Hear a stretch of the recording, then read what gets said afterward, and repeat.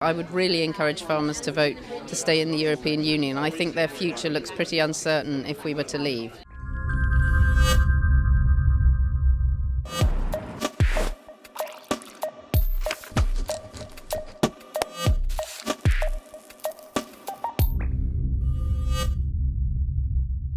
We're not happy with the way the Common Agricultural Policy works at the moment, and we don't think it protects the environment well enough, and we also think too much of the money goes to the richest farmers. But on the other hand, if we left the European Union and if we left the agriculture policy of the European Union altogether, then I'm really quite worried that we might see much more industrialisation of farming, intensification, and a model much more like what we see in the United States, which would actually be damaging to farming communities and to the environment as well. We need a much more serious link between payments and environmental outcomes. We've had a kind of political commitment towards associating a chunk of direct payments to environmental issues, but the rules that have been decided around that are really rather bureaucratic and not necessarily going to produce the sort of outcomes that we want to see. We have the opportunity in the next round of reforms to ensure that that kind of headline commitment towards an environmental cap is translated into something that makes real differences on the ground and helps to achieve environmental outcomes. We're much more likely to achieve that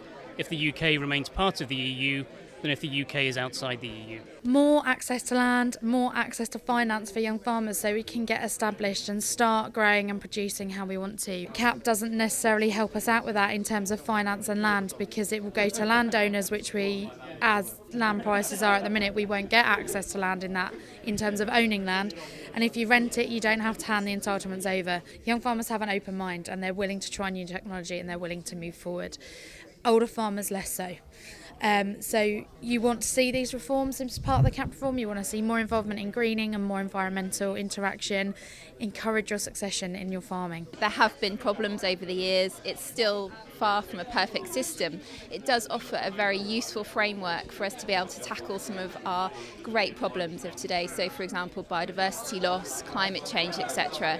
And we need these large-scale, global, really, solutions to be able to do this. And the European project can help. But we need to see reform. We would like to see that all payments to farmers are in recognition of public goods, so the services that they provide, for example, in providing clean water, healthy soil, etc.